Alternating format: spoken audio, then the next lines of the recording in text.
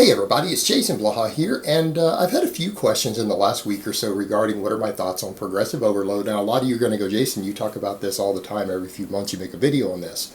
Had a big influx of subscribers again in the last few weeks, and so I'm getting people who may not be aware that every 3 or 4 months I do cover this, so it's time to just kind of get a brief refresher on this, and for people who already know it, it's a good idea to just brush up on this and understand this.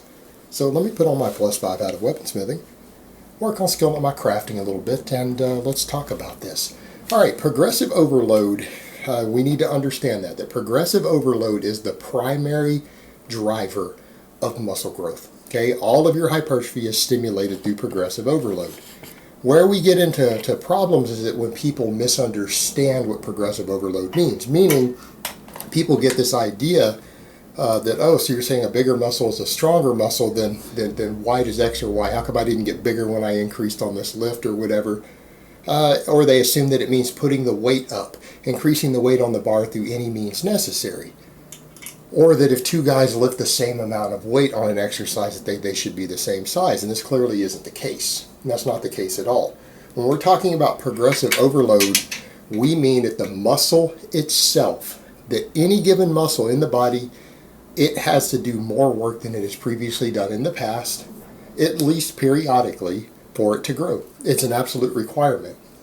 It is an absolute biological requirement unless you are using drugs or something else to stimulate growth. It is an absolute requirement that that muscle do more work. All right, so when we talk about progressive overload, we're talking about over time that muscle has to do more work than it's previously done. Now, when we're talking about work on multiple levels, it doesn't just mean weight on the bar or mechanical tension. It means the amount of work that muscle does. It has to actually work. Or as some people say, nothing works unless you do. So here's the thing. When we're talking about changing technique or range of motion or the way that you lift a weight to put more weight on the bar, does that guarantee that the muscle is subjected to more tension? No, it doesn't. For example, we take the bench press, and if I start bringing my hands further out, I reduce the range of motion, right? So if I'm able to add 20 pounds to the bar by going from a grip from here, shoulder width, all the way out to here, if I put 20 more pounds on the bar, some people say, well, see, there you go, that's progressive overload. No, it isn't. Because if I can lift the same weight by changing the technique, the muscle probably isn't working any harder, is it? Think about that. If I can adjust the technique on an exercise that either reduces the range of motion or changes the angles of the tension involved and add 20 pounds to the bar, say my 1 rep max, my 3 rep max, my 10 rep max, any of them, if I can do 20 more pounds just a day later, a few days later than the last time I did with a different technique, I'm not putting any more tension on the muscle. I just changed the technique to make the lift easier. That's not the same thing, because the muscle might not be working any harder. Now, if I haven't gotten stronger since the last time I did that, we know the muscle isn't working harder, right? I just changed the technique. So anytime you reduce the range of motion on an exercise, the exercise gets easier. That's an absolute fact. Take a bench press and put a 2 board on your chest so that you cut 4 inches out of the range of motion to the bottom. I promise you, you can lift more weight. And I don't just mean on your 1 rep max, your 10 rep sets, you can lift more weight. But you move the bar a shorter distance. You've done less work. You've also changed it to biomechanical angles that are easier. So of course you can lift more weight. Why wouldn't you be able to? You're doing an easier version of the exercise. That's not improving workload. How about if you cheat? How about if you bounce it off your chest? Well, you've used outside energy, the inertia, to bounce it off of your chest. The muscle isn't working any harder. You might be moving more weight, but the muscles are not working harder. How about on a curl if you cheat? If you come all the way down here and come up like this, that's the hardest way to do a curl. But if you start with your elbow like this, and you're doing this, and you can use a 60-pound dumbbell instead of a 30 for 10 reps, is the muscle working harder? Of course not. So the problem we run into, though, with progressive overload is that if you start adjusting your technique, you can't tell if you're progressing. You might be progressing, you might actually be getting stronger and be putting more load on a muscle if you change the technique, but you have no way to measure it. The only way that you personally can measure your progressive overload is if you're relatively consistent in the way you perform an exercise. In other words, if you're always changing grip widths or range of motion or the amount of arch you do on your bench or the way that you curl a dumbbell, you have no way to actually judge your progressive overload. But if you use the same method for 6 months straight, you can actually tell how much you're increasing.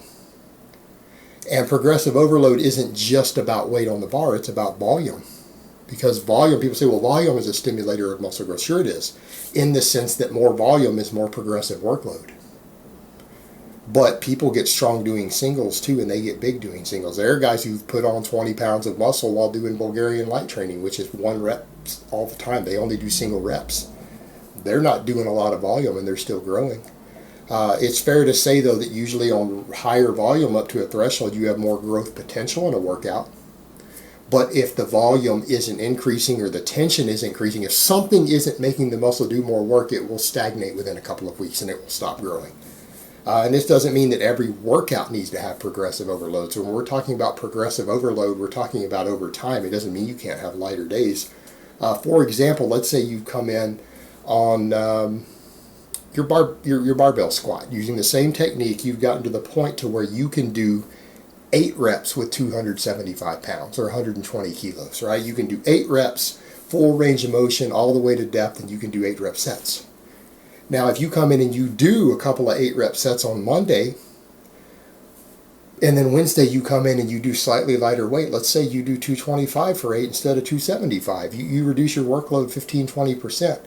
Because if you're still adapting to the 275 for 8, meaning the volume you're doing with that, if it's relatively new to you, you're still growing off of it. And when you come in and you do sometimes a lighter workout with the same exercise and work the same muscles, you train the motor pathways, so you're training the exercise, which means you get better at it because you're practicing it.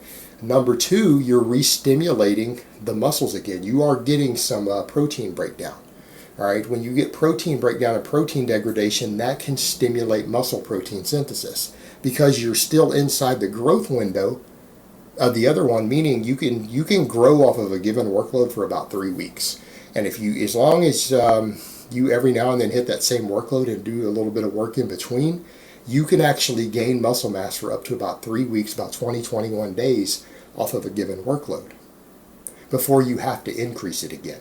You'll grow from that. So because you're inside of that adaptation window still, even lighter workouts that are hitting the same muscles again can re-stimulate additional muscle protein synthesis and basically feed the previous workouts. That's why a lot of the intermediate programs out there, because people are getting strong enough that they can overtrain, they get strong enough they can overreach. Noobs can't really do that easily. Sometimes they'll have lighter days. So there's a lot of workouts out there for slightly more advanced lifters who have a high strength relative to their work capacity, to where they'll try to hit the heaviest weight they've hit on a Monday, or the highest volume they've done on a Monday, and then Wednesday they come in and perform slightly less. They perform a lighter workout. And that's because it allows them to continue to recover from those really intense heavy workouts. But the idea is that they're still every so often increasing the workload, and they just have workouts in between to just re-stimulate the previous training. But yeah, generally speaking, if you go more than about 3 weeks without increasing the workload, the tension or the volume or the fatigue that a muscle is subjected to in some way, it will stop growing. It will go ahead and adapt, and it will adapt to the workload you subjected it to, and it won't grow any further. And it takes about 3 weeks to adapt to that. So the whole point is that you need a general trend of progressive workload. You don't have to do it every single workout, but at least every 3 weeks something has to increase, or you won't improve any further.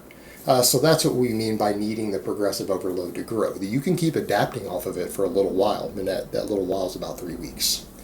But again, the take-home message here that people need to remember when we're talking about progressive overload, what we are saying is that the muscles have to progressively do more work over time, over the weeks, over the months, over the years, if you want them to grow. And it doesn't matter how much volume you're doing. People can say, well, I do a high volume workout. I work on getting a pump.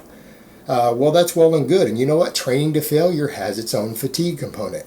Getting a pump actually has its own fatigue component. And those aren't completely removed from muscle gains. There is an element to that that seems to be associated with muscle growth.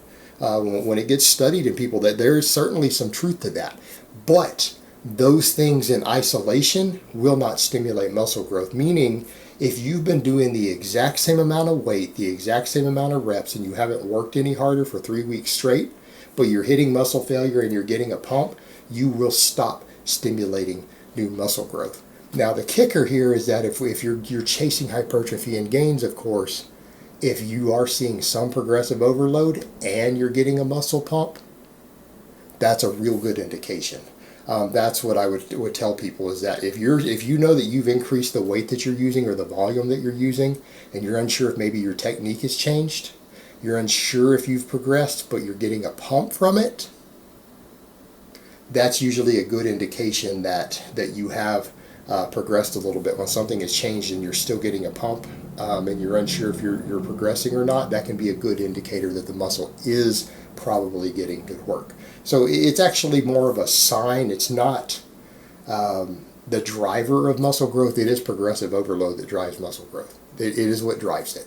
And that's been known for thousands of years, actually, and it's been studied in more recent years so that we kind of see what's going on in the lab, and there's some truth to that very, very old stories about it, because again, even the ancient Greeks knew this and wrote about it. The ancient Greeks wrote about this over 2,000 years ago. Modern science has showed that they kind of knew what they were talking about. These guys had it right. These really old school guys actually got it right. They were pretty smart guys. But the whole point is that sometimes the pump is an indicator that your progressive overload is working, that you are getting an effective workout and getting some good fatigue. But the pump itself is just a possible sign. It's a good sign. And that's the way that you need to look at it. But it isn't required for muscle growth, and it doesn't stimulate muscle growth on its own. Alright guys, but that's really all I have to say on that today. I hope it's been informative, and I will talk to you guys next time.